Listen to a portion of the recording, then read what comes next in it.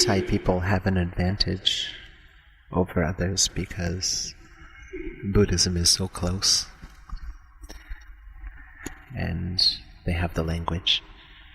But so many people, it's regretful that so many Thai people neglect to study Buddhism. They think, oh, I'll do it when I'm older, or I'll do it another time, or I'll do it in another life.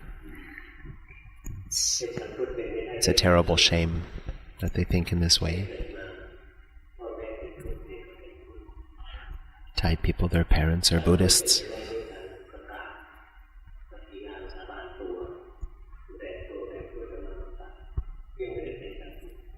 But the truth is, people that have the name or the culture that they are a Buddhist doesn't really mean that they are true Buddhists.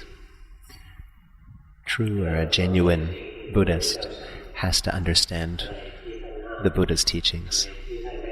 What did the Buddha forbid us to do? What did the Buddha tell us to do? We have to know what the Buddha taught us to do and not to do. The Buddha taught what it is that we do, how it is that we do it, why we do it, and also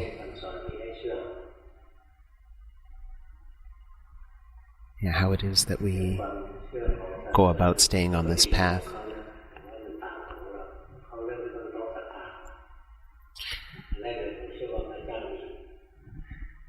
In other religions that are theological religions, they start with faith.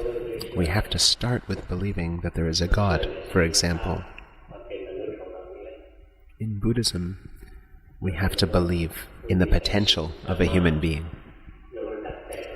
We have to see that a human being is someone who has a tremendous ability to cultivate or develop qualities within oneself.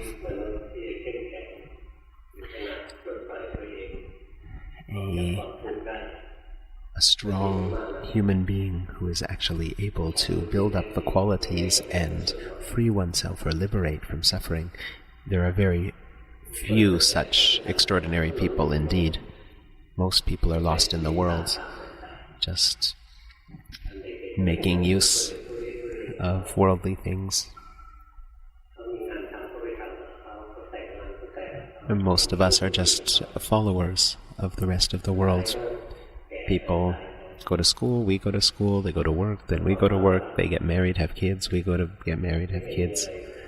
And then in the end, it's all sort of unsubstantial, meaningless in the end. What did we really achieve? The Buddha teaches what it is that we do, why we do it, how we do it, and what do? We do Samatha and Vipassana, the Buddha taught. Why do we do these things? In order to free our minds from suffering. And then there is Samatha and Vipassana and how we do each of them. Samatha has a purpose, is useful, and we know its purpose. And Vipassana is useful, and we learn its purpose. The Buddha taught that Samatha and Vipassana are the two essential things that wise people must practice.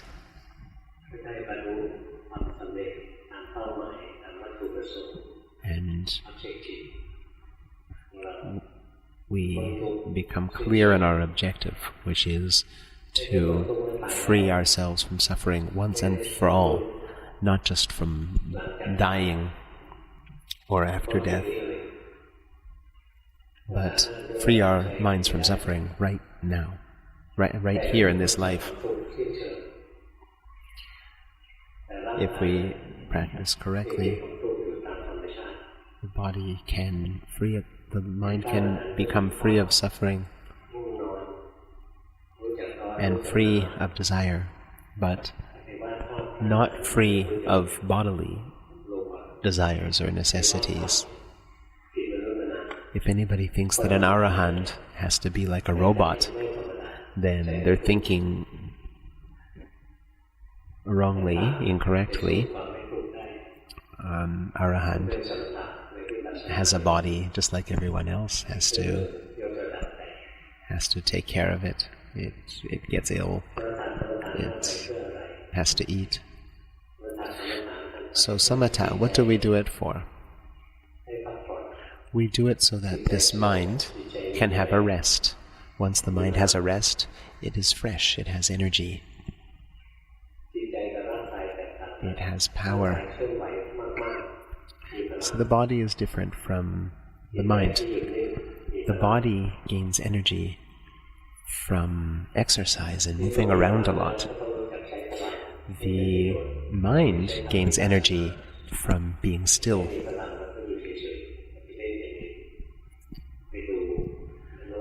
So once we practice samatha, if we're able to make our mind still, then let's use it. We're not just going to have a rest and that's it. This isn't the objective that the Buddha was looking for out of practice, out of teaching us about samatha. Samatha, there are a lot of different powers that can come, like we can see the minds of others, we can see different realms of existence or have psychic powers, but these things are useless as far as freeing our minds from suffering, as far as reducing our suffering. And the Buddha didn't teach them as a means for this.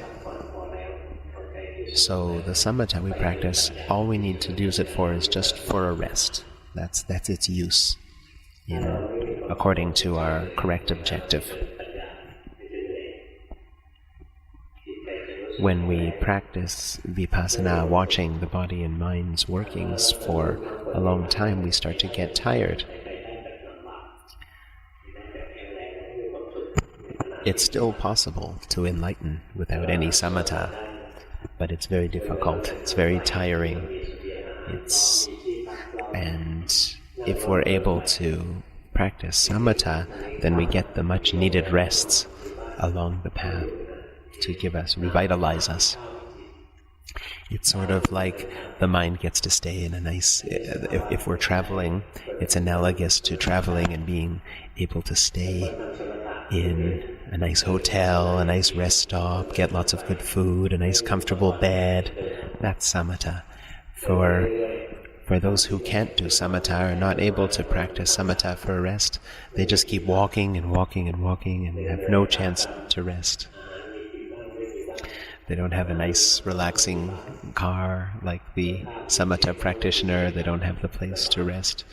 The one who can't practice samatha and is doing vipassana and wisdom practice only is like somebody walking and they're very tired. Now, can they get to the destination? Sure, they can get to the destination, but it's not an easy way. It's not the easy way to do it.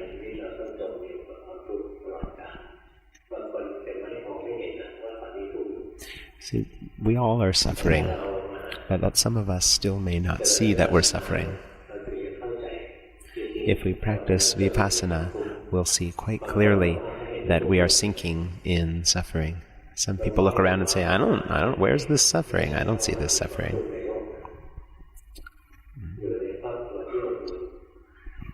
Luang Pa, when he was young, he always had food, he had friends and relatives, he had good parents. He had a good life. He got married to a nice lady, he had a really good job, had good money. Everything in his life was fine. It wouldn't appear like anything as suffering. He had a nice, smooth life. But he practiced vipassana and he saw the truth of the way things are. The heart was still suffering. Just his situation, his environment that he was in was a comfortable one. But the body is interred with suffering. The body always requiring maintenance, having to go to the washroom, getting sick, needing to be fed, needing to be groomed and cleaned. The body isn't constantly needing maintenance. And the mind is suffering too. He has had everything that everybody wants in life, but there was still desire, there was still hunger in the heart all the time, making him restless, a slave. We can see that when we have this desire and hunger in the heart, we're a slave to what we want. If we're able to see that we're a slave, then we will see that we're suffering and we'll start to struggle to free ourselves from this slavery.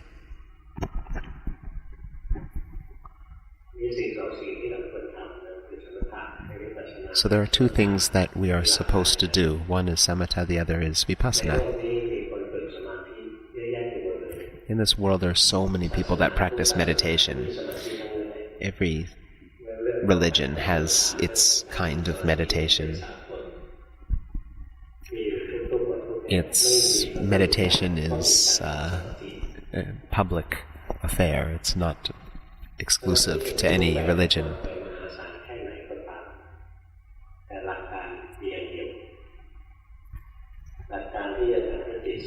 There are all kinds of there are all kinds of meditation practice or samatha practice, all kinds of samatha practice.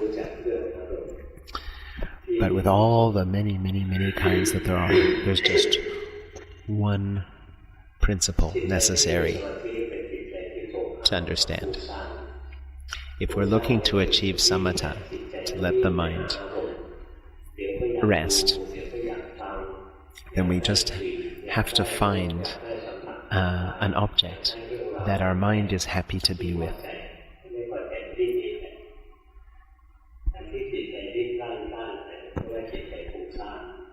The mind, in general, is the opposite of a mind that has samatha. It's a mind that is busy, that is restless, moving to wanting to see this, wanting to hear that, wanting to think about this, moving around all the time. It wants to see concerts, it wants to listen to music, it wants to eat tasty food. Now why does it do this? Not because it wants to suffer more. The reason the mind goes to the thoughts and to the eyes and to the ears and all the senses is because it's pursuing happiness. It's looking to get happiness out of these things. It goes into think because it thinks it can gain something from this thinking. But no matter where the mind goes, out in the thoughts or out in the world, it can never find any true, genuine happiness from this. It just lasts for a moment, and then it passes away. Like, for example, we're watching a movie, we're happy with it, and then after a little while, we get bored of it. So, we may listen to songs or a concert, and we start getting bored after a while. We don't want to listen to that same album or that same song again. So then we look for something else to make us happy. We're struggling to try to find happiness through all these things and to push suffering away or stay away from suffering. We're looking for some sort of true happiness and we can never find it through these things. So samatha is the principle here, the secret to samatha is knowing which object to pick for ourselves. Like some people like to repeat a phrase or a word in their mind, like a chant or a mantra. It can be a phrase in English or any language, it doesn't really matter. If our mind really likes that chant, enjoys that chant, then it will stay with that chant because it's looking for happiness. Some people breathe out and are aware, breathe in and are aware. Their heart likes this, it feels comfortable there, and so the mind will stay with the breath because it likes to be there. The mind is very much like a naughty child that runs outside, plays in the grass, and goes out in the street, and it wants to leave the home to try and be happy and have fun. But the parents see that, the kid's doing something dangerous out there running in the street. And so the parents yell in, "Come on inside, you gotta get inside." And it doesn't work. The kid's doesn't want to come in because they think that they're not going to be happy.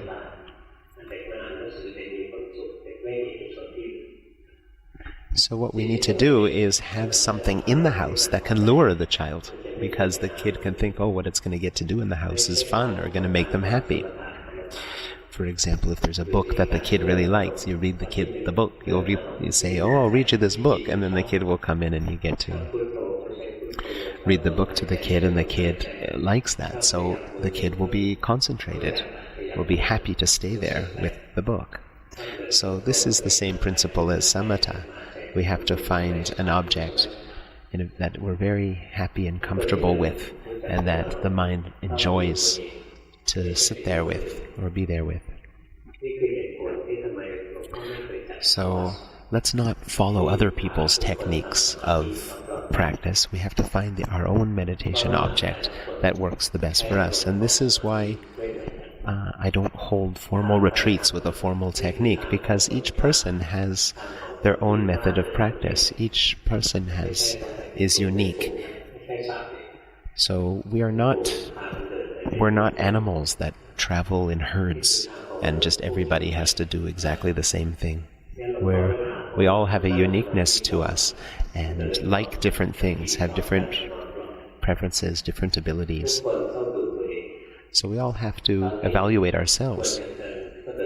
Right now, is it appropriate to walk? Then we walk. Right now, is it appropriate to sit? We sit. Right now, is it appropriate to go to sleep? Then we sleep.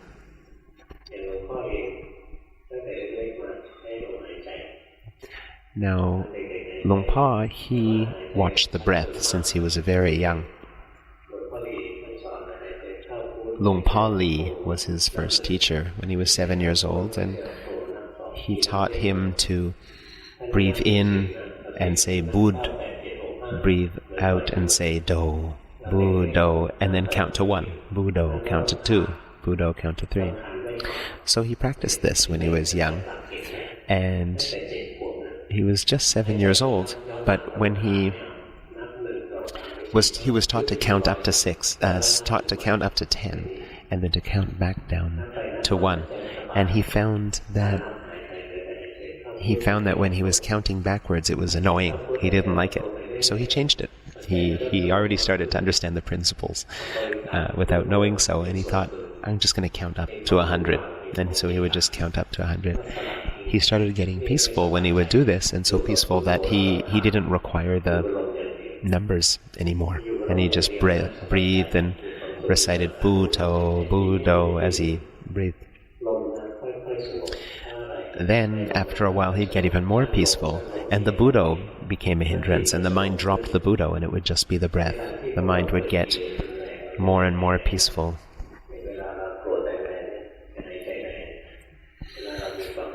And then as the breath got peaceful, it would get shorter and shorter.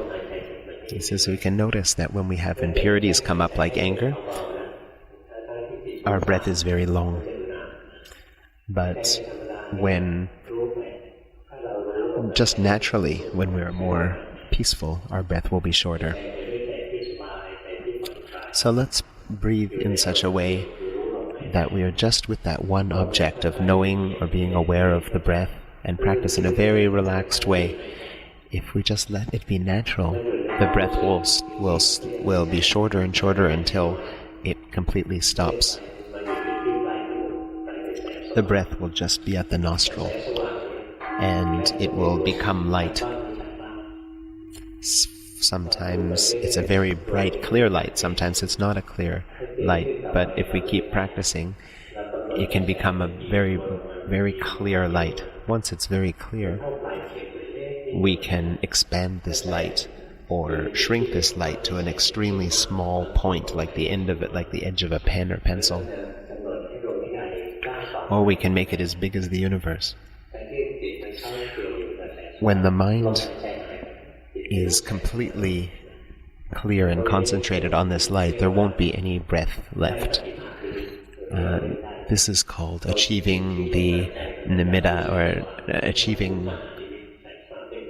the sign. When we're able to actually be able to expand and play with this light, the mind will be very happy with the light. It'll be contemplating this light, examining this light, and will be one with this light. This is called upachara, samadhi.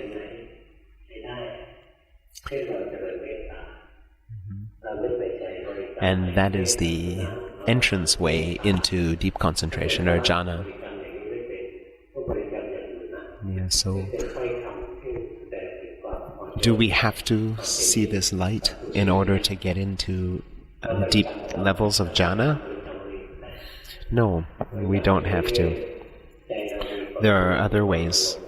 For example, we can practice loving kindness, metta, and we can just repeat a phrase that makes us feel loving and happy. It can be any phrase at all. And if we start to feel comfortable and warm and happy, wonderful with this chant or phrase, then what can happen is the mind on its own will just move into a formless, empty space. It'll drop the phrase and just rest in an empty place, in the formless realms. But if we practice anapanasati, or the mindfulness of the in and out breath, then we're more likely to see the light appear and enter the form realms of jhana, or the form realms of deep absorption, concentration.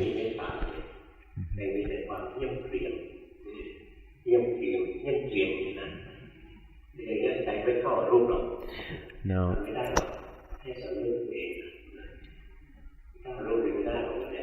but we'll have no chance of entering these formless realms of jhana if we're chanting these phrases in a way that isn't relaxed, isn't comfortable, isn't warm. And if we are doing so in a very intentional way, if we're forcing in any way, hoping in any way, it'll never happen. Some people can spend a long time.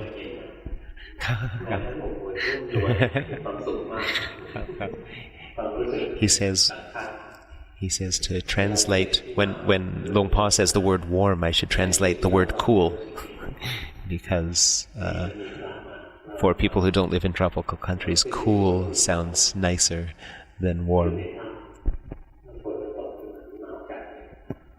So some people can stay in these jhanas for a very long time. This is the sort of ultimate in as far as samatha practice is concerned.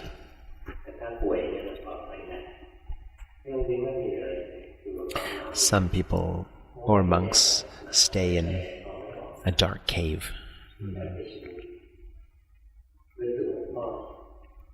He's telling a story of someone who was staying in a dark cave, and he was trying to practice meditation there, and it was very, very cold.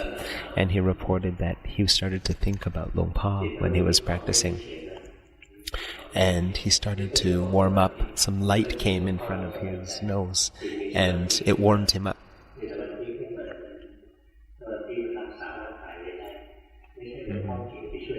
So if we're able to have samatha, it is a nice tool that is able to give us a rest, and also we can help to heal ourselves. It has many worldly benefits.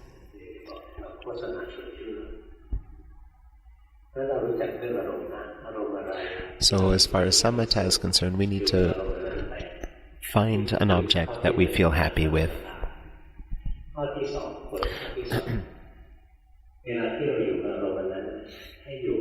Now, when we find this object that we're happy with, let's not force the mind to stay with it.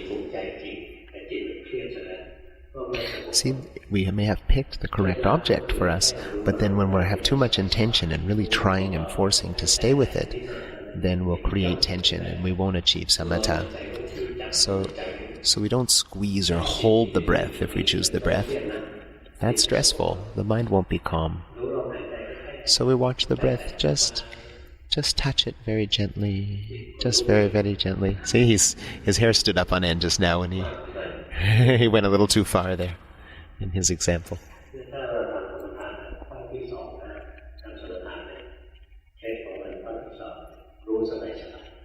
Okay. So the first secret to samatha is picking an object that you're happy with. The second is to not force the mind to be with that object, but just watch it comfortably. Whether we choose chanting, breathing, whether we choose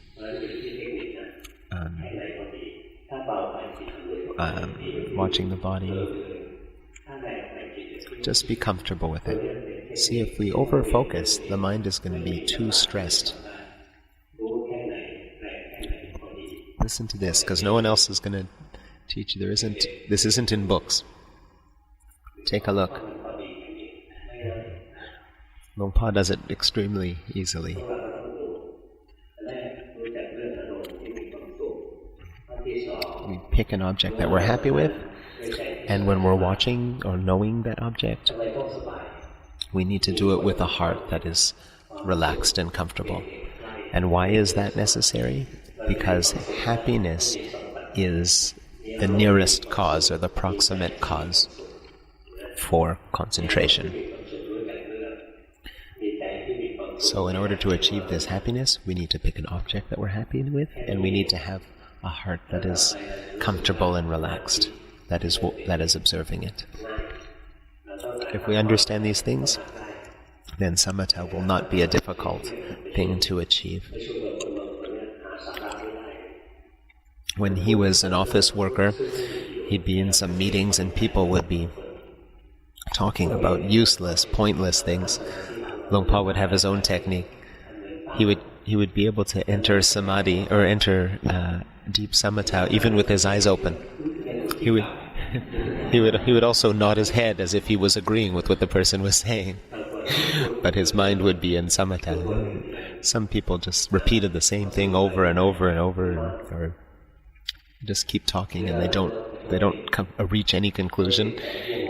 He would take those opportunities as a rest for his mind and practice samatha without anybody knowing that he was.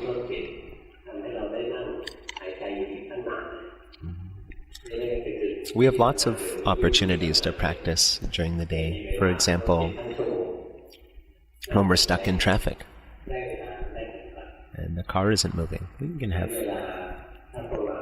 short periods where we can watch our meditation object happily.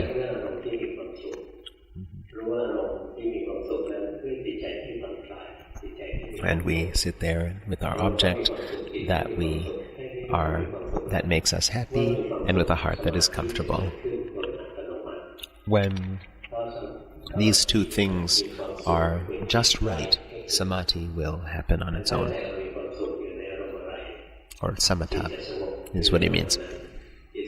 The mind and the object together, resting together, not running off to any other object, the mind not running out to any other object.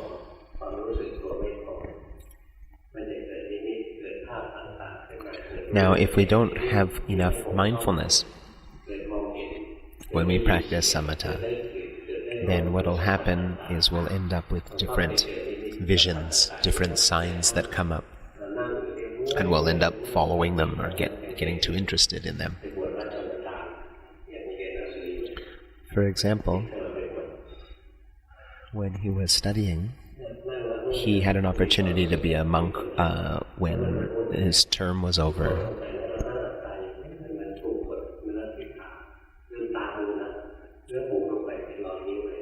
he was sitting in his hut and practicing meditation, and all of a sudden he started feeling as if somebody was touching or massaging his leg. He opened his eyes, he didn't see anyone. But when he closed his eyes in meditation, he could feel as if somebody was massaging his leg. No, it is possible that angels really exist, and it's possible that they come and they help us out, give us a massage. But there's also imposters or fake things that our mind has just made up on its own. There's the real ones, and then there's the fake ones.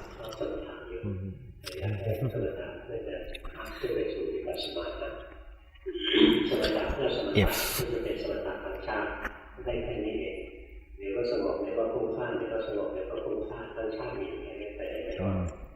he's teaching a lot of Samatha here today, he's noticing. That's because there's a lot of people who like to do Samatha. But actually, you must know that this is just for a rest, this Samatha.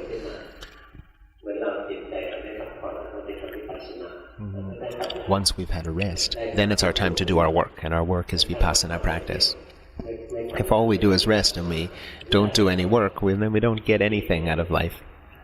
Just rest our whole lives.